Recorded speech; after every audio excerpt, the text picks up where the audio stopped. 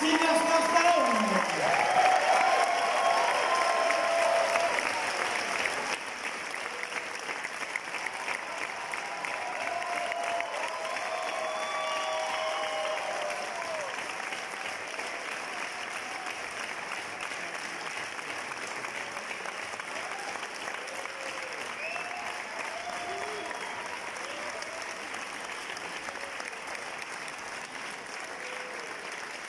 Laissez les téléphones,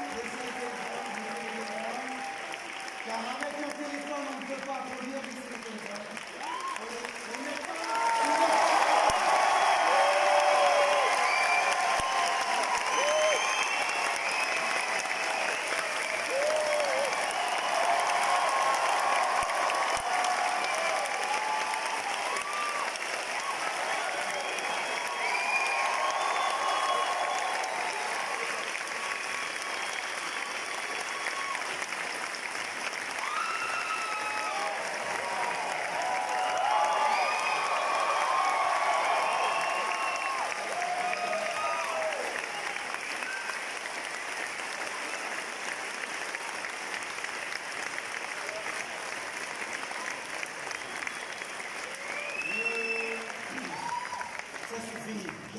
Ce soir, pour mener cette conversation, this conversation and discussion with Style, le journaliste qui travaille également dans l'équipe du Festival de Cannes. Je ne vous demande pas de faire un aussi gros accueil pour Sylvester Stallone, mais voici Didier.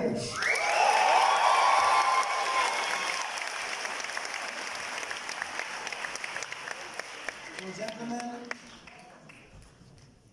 Yo.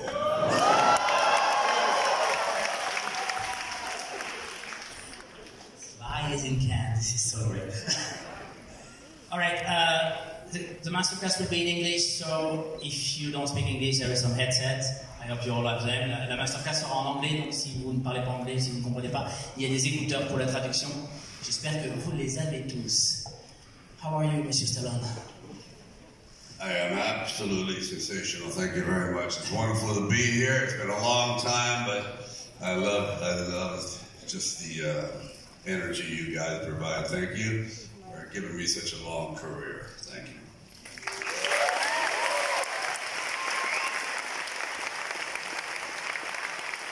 Yeah, we should be the ones thanking you for giving us such a diverse and eclectic career. I mean, we know your Rockies, we know your Rambos, but there's so much more stuff. I went back to all the movies. I went back to watch all of them, and I was trying to find a theme that was kind of chain them up and reunite them all. There's one that really struck me. There's one that is kind of in all your movie. This theme is resilience. And it's of course true for Rambo, for Rocky, but most of the movies too. Why is that? Would you define yourself as a resilient person? Yes, I would. I think that there's something about the nature of man, meaning men, women, just the creatures themselves. They're resilient. We've been through so many upheavals for thousands of years. Civilizations have been destroyed, but they come back. And so I'm very, very into the theme of fighting back, not accepting defeat easily. And if you do get defeated, rebuild yourself and come back. So I think it's a very interesting, timeless theme. But you tell the stories in a very particular way, in a very personal way. How would you say that you put a lot of yourself in those resilient characters, in those characters that always fell down and stand up afterward? Well, I think I'm lucky enough to understand that I really don't separate myself from anyone else. I think that all of us, have a thread that goes through us. We all understand what fear is, what loneliness, what isolation is, what victory is, what failure is. And I think if you can tell that story, they can relate to it. But if you're above pain, if you're above fear, who cares? You know, you're not human. Human is being able to balance all your weaknesses and try to make them a strength. Because that's what it is. Life it's like a juggle every day. You think you have it one day, it's beautiful, then you get one phone call and your whole life has changed. It's very interesting, you know. So it's a constant battle, and that's what I try. When I'm successful, I have failed, for sure. But when it works, like with Rambos or Rockies, those characters I love because Rambo deals with the very dark side of nature that unfortunately a lot of people live with because they feel isolated. And Rocky is different. He's the more optimistic. He realizes he's not a special man, but he tries to be special. So you have optimism and pessimism in these two characters. Let's talk about your beginning of your career. Before Rocky, it wasn't easy. It wasn't easy for you. You had a lot of problem to make it in a way. Was there any doubt at the time? You were a young guy. Was there any doubt that you would make it as an actor? No, I didn't think I was going to. I thought I was optimistic, but I realized I had some physical flaws. It was hard for me to understand. It's hard for me to speak sometimes because I had an accident when I was born. So this side of my mouth, oh, it made you talk like that, you know. Hey, dude. So when I would try to get jobs in commercials, the director would go, "What are you saying? And what language is that?" I knew it was bad. When Arnold Schwarzenegger said, "You have an accent?" I go, "I have an accent?" Excuse me?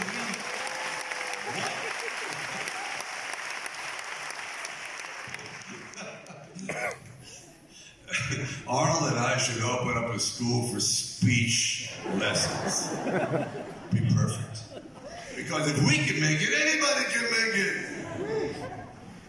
All right, Rocky now. There's so many legends, so many stories about the saga and about your character and about the success of the first movie. But we're kind of forgetting how good was the first movie, how important it was as a movie of its time. I mean, there's tons of books and studies about the auteur movies of the 70s in America. I find it very unfair that Rocky is not quoted more often. Would you say that Rocky is a product of his times in terms of cinema and also in terms of society? Rocky is kind of a modern day phenomenon. It just is, on paper, it's guaranteed failure. It really is. You have an unknown actor, you have a subject, boxing, which is not very popular in cinema. They've made over 300 boxing movies, and maybe 299 have not worked. It doesn't translate. But I think you're right. Something happened where the movie was done in 25 days. It was very quick. It was under $1 million. But what it is, it just tapped into the idea of here's a man who is very isolated until he finds a woman. And he's reborn. He's reborn in his own life. And it's something, so it's not a boxing movie. And that's what I kept trying to, that's just his job. Like he could have been making bread. He could have been a man who fixed bicycles. But boxing is it's a metaphor. Because life is a fight. Two metaphors. Life is a race and life is a fight. That's all it is. And it will always be race against time, fight against the odds. And it just seemed to come together also at a time in America. It was 1976. It was the 200th anniversary of the United States. And all of a sudden it was just a different time. And many films, at that time it was Taxi Driver, like Network, All the President's Men, very, very political, difficult, dark time. And I was very naive, so I made Rocky a very optimistic movie.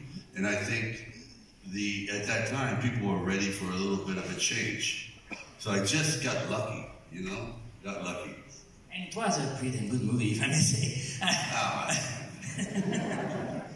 From the casting was unbelievable. I mean, there was people like, of course, and Burt and of course, it was Joe Spinell also. What kind of memories do you keep from the shooting itself of the first Rocky? What kind of, sorry? Memories do you keep from the shooting itself? It's like a do-it-yourself. The memories were that I didn't know what I was doing. I just thought I knew. You know, it was an experiment, like boxing. I'm not a boxer. You had to learn. And everyone in the movie was, they worked for free, basically. Worked for no money. There wasn't even a dressing room. We changed in the back of a car. Those clothes that we were wearing were our clothes. You see what I mean? It was just one of those things. So the memory is that great art, or great, something really great can come from nothing. You just never know when it's going to happen. We didn't have a good cameraman. He had never even done a film before. They had sound people, yet they won an Oscar. See what I mean? They nominated. Everything was supposed to be bad. We couldn't even afford a dog. I had to go out and find the dog. Everything. But that's why I tell people you never know where art's going to come up, if you want to call it art or success, because that was guaranteed 100% failure. Even after the movie was made, they didn't like it. No, absolutely not. So they said, we're not even going to release it. And we had to fight and fight. They said, well, maybe we'll put it in a drive-in movie. They don't even have drive-in movies, which means it would be like 75 cents to see. And we finally kept pushing and pushing and pushing, because they didn't want me, they did not want me to play an actor. They wanted Burt Reynolds. They wanted everybody. They wanted Burt Reynolds, Ryan O'Neal, Jimmy Caan, Robert Redford. I think, you know, they would have taken a kangaroo. Anybody. And I mean, you know what I mean? It's like, you know what? They were really upset. They said, oh, we want to use, who is Sylvester Stallone? Well, he was in a movie called The Lords of Flatbush. So they saw the movie and went, okay, we'll take him. And then when I showed up, they said, no, where's the guy, the good-looking guy with the blonde hair and the blue eyes? He was the star of the movie. Yeah, we don't want the dumbbell. I said, too late. Too late. With that kind of, you know, so it was just complete accident, you know, really it was. But anyway, next question. I read somewhere that you kept the 2 turtles from the movie. Is it true? Are they still alive? Jesus, God, man, they're like the size of this chair. Yes, they're about 45 years, well, now they're about 55 years old. Yeah. I said, when are you going to... Or something? Well, I think I should do another Rocky, and I join them in the ball. Like, I mean, 3 turtles. I mean, you know what I mean? They're my only friends. Everyone's dead except the turtles. It's like my only friends.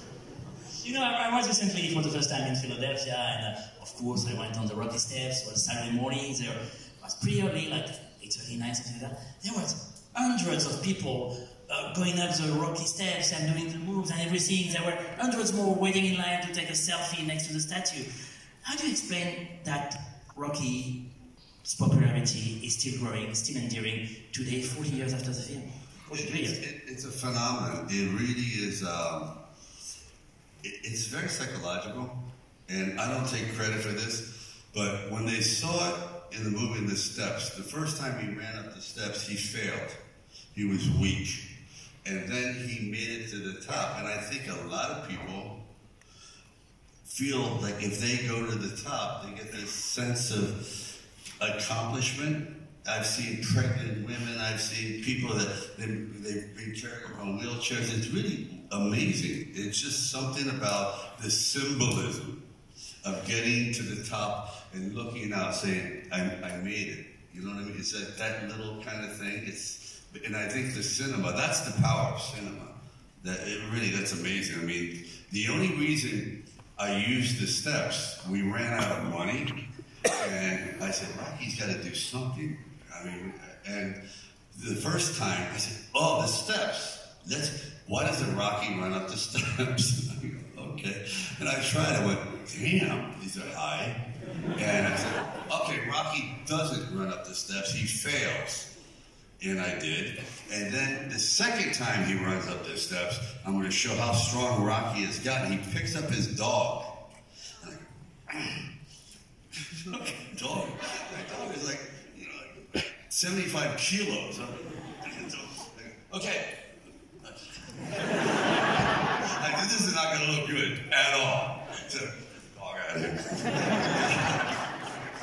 truth.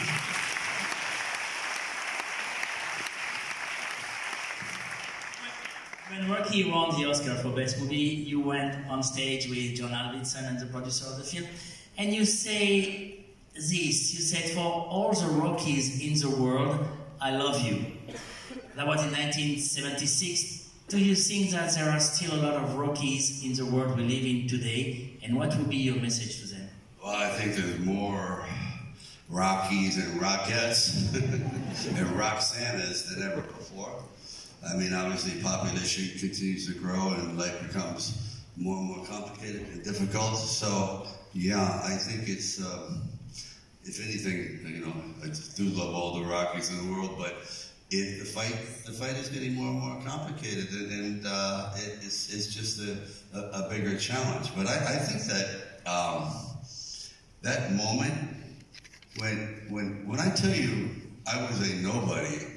Believe me, the year before I was parking cars. You see what I mean? It's that kind of thing. Not that there's anything wrong with parking cars, but that's how fast. You have to believe your life can change. All you need, I'm serious, I've had 100 bad ideas to every one good one.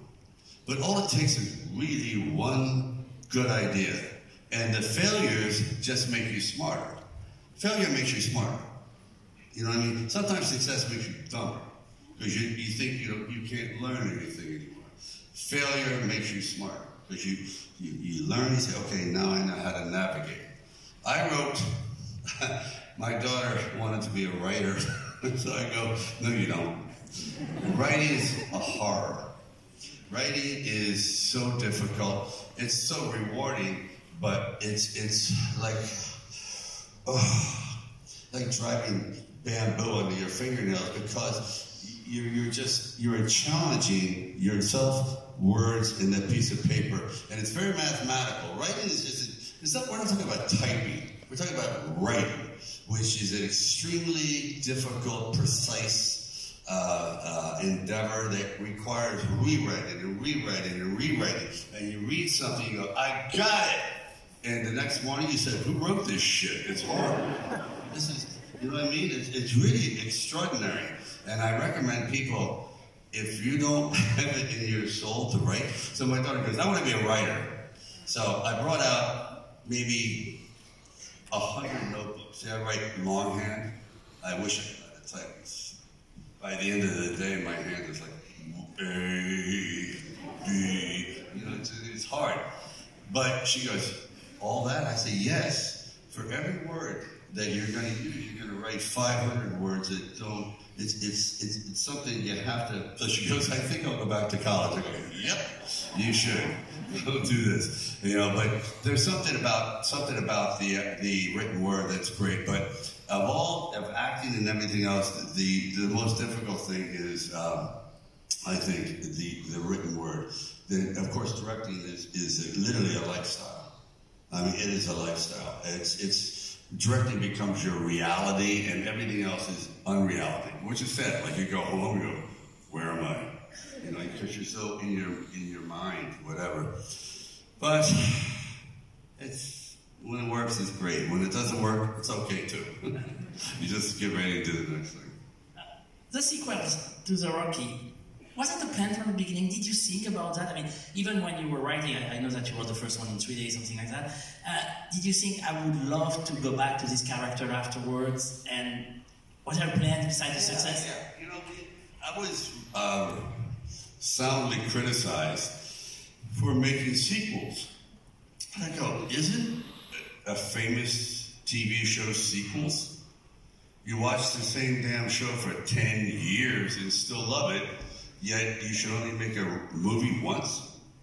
Now, I agree, some films are made once, but there's some characters that you see them at the beginning of the birth of their life. All right, he's a challenger, he loses, he comes back. When he comes back, oh my God, there's problems with it. Now there's more responsibility, then fear sets in, then he gets married. So I wrote Rocky as it's so presumptuous, as a 3-part series. When I couldn't even get a job, I'm going, there, here's the next 3 movies. I can't have a job.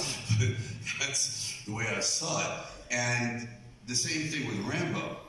Nobody wanted to do Rambo. I was the 11th choice. Really, the 11th choice. Everyone's, this is a terrible idea. And it might have been terrible because the character was really a savage in the novel. He killed everybody. He was children, women, anything. So he became a monster. I said, you know, what if he wasn't quite a monster? What if he was a broken-hearted man coming back to America? America's like his mother, but says, we reject you. Kind of like East of Eden and James Dean and that sort of thing. And I go, that's a good story. But otherwise, it was a very bad story, you know, a very negative story. So those kind of situations, when they present themselves, that kind of character, I said, he's got to keep going on.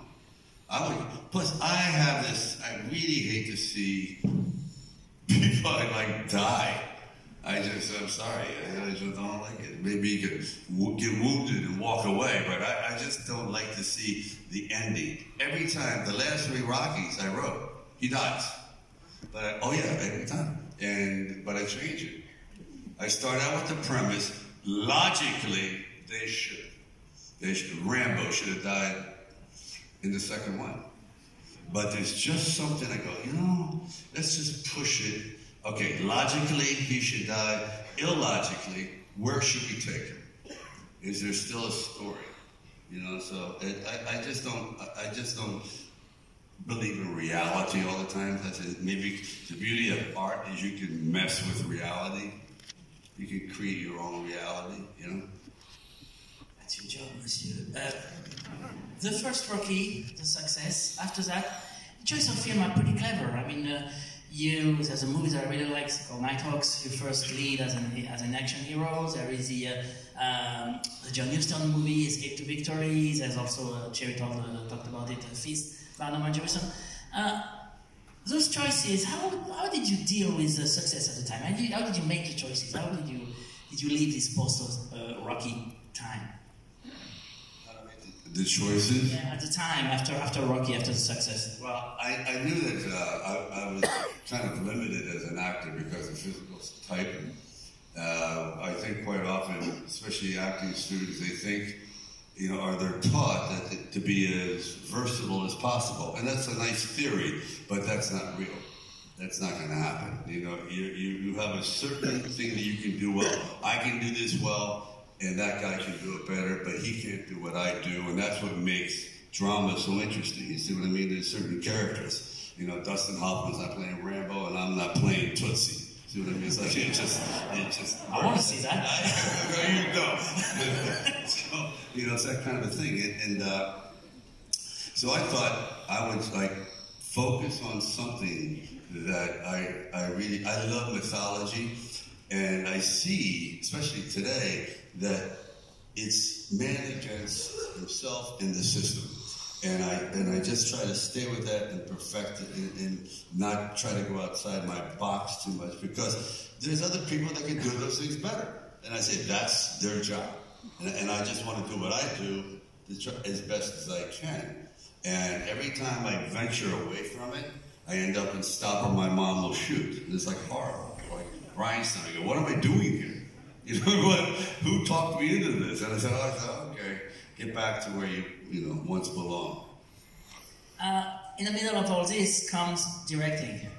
You started with Paradise later, you told us about it. There's also Rocky 2, Rocky 3. Let me ask you a very simple question. What made you want to direct at the time? What was your inspiration for that? Okay, the truth is, I didn't. I like looking at things with perspective. For example, just sitting here, I thought, because I paint a little bit, so I'm always looking at perspective. Like, what if that bottle was there and the light came in, and so on and so forth? Wow. Rocky goes on to win Best Picture, and the director won for the Oscar. So I wrote Rocky 2, and the director hated it. I thought it was pretty good. He goes, never. It's horrible. We want Rocky to get involved. And when he becomes corrupt, he starts drinking, starts going to the Playboy Mansion. Anyway, no, I don't think so. That's not where he's going. That's not the character. So he goes, but I don't want to do the movie. He quits. I went, wow. So they said, why don't you direct it?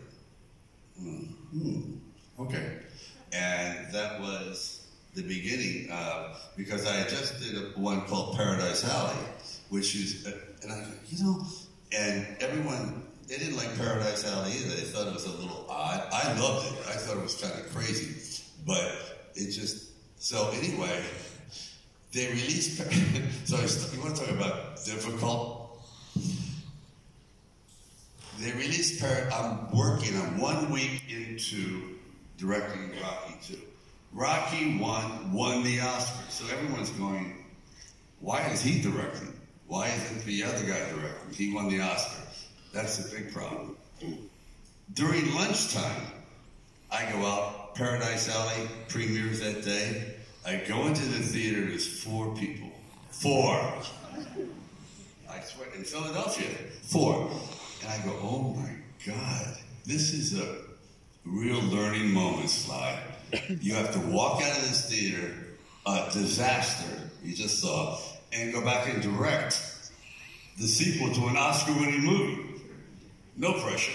You know what I mean? So, and I said, that is, so it made me even work a little bit harder, but that's the kind of pressures you have to deal with sometimes. But I realized if I could pull that off, then directing is, I love directing.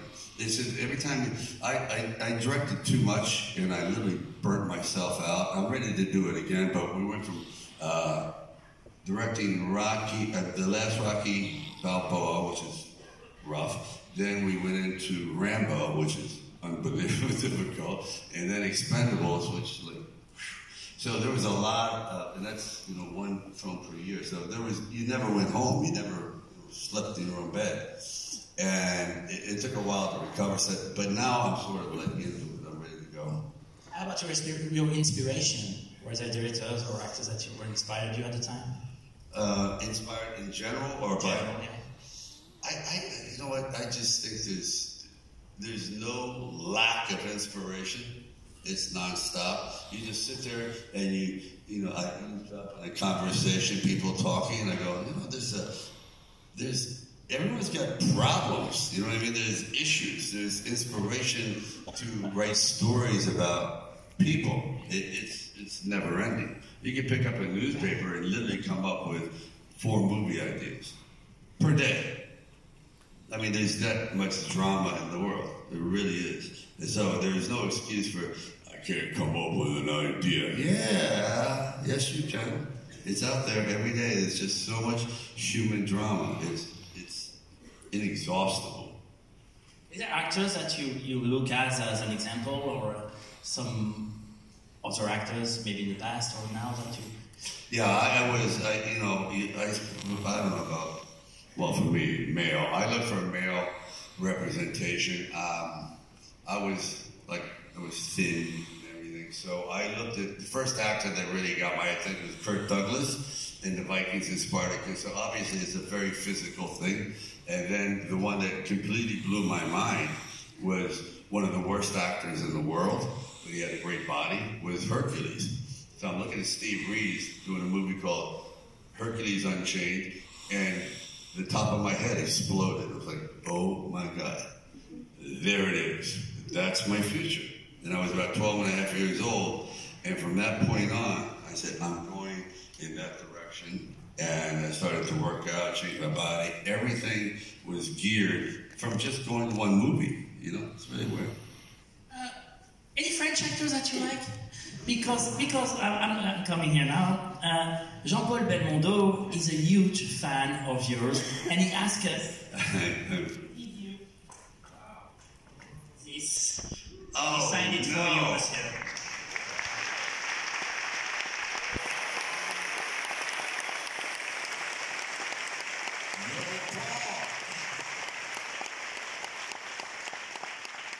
Really signed it for you. Oh, he's a really big fan. He did. I wanted to do the remake of Borsellino like 100 times, and it could never happen. Yeah, but yeah. Really? Absolutely. Talk to him about that. Well, there was just so many. I think Alan Delon controlled it at the time, and it just was very difficult. And it just, but I thought, yeah, you know, years ago I wanted to do it with, you know, like Kurt Russell or something like that. But it was a long time ago, maybe 20 years ago. But I love Borsellino. I bought the music, played it all the time. It's a great film. Talking about directing, I went back and watched all the movies that you directed. And your directing was getting more and more precise, and more your character were better and better defined, movies to movies to movies. And in terms of boxing scene, Rocky IV is unbelievable. I mean, I'm gonna have people screaming after me, but for me there is two ways of shooting, two models in terms of boxing scene. The first one is Raging Bull, and the second one is what you do in Rocky IV. What was your approach of the scene? I'm not talking about techniques, but more philosophically, how did you want to show them? Okay, I wanted people, you know, they talk about Raging Bull and Rockies, completely different universe. I always saw Raging Bull as a fantastic biography, you know what I mean, about primarily the man. Rocky IV was going to be about this battle. And I said, this has got to be something that I have to find a superhuman being as an opponent. Somebody that is so overwhelming that, and at first I said, I was looking for just some big, giant guy. And I said, and I met many big Russians, playing the character. And then Dolph Lundgren walked in, and I hated him immediately. I hated him.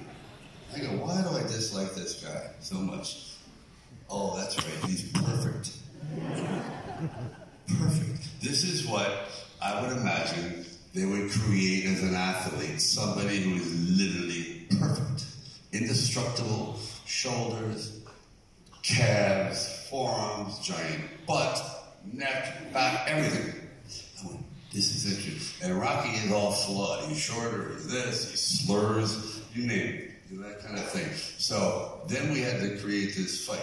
Dolph Lundgren's a real fighter, and that helped a great deal. But it took months and months and months and months and months and months and months of rehearsal, because that fight you saw, we did it in 2 days. Now, give you an example. The Creed fight took a month, 1 month. This took 2 days because that's how much rehearsal and how many days we lived it. And it was, so when I look at that film, I'm serious, I go,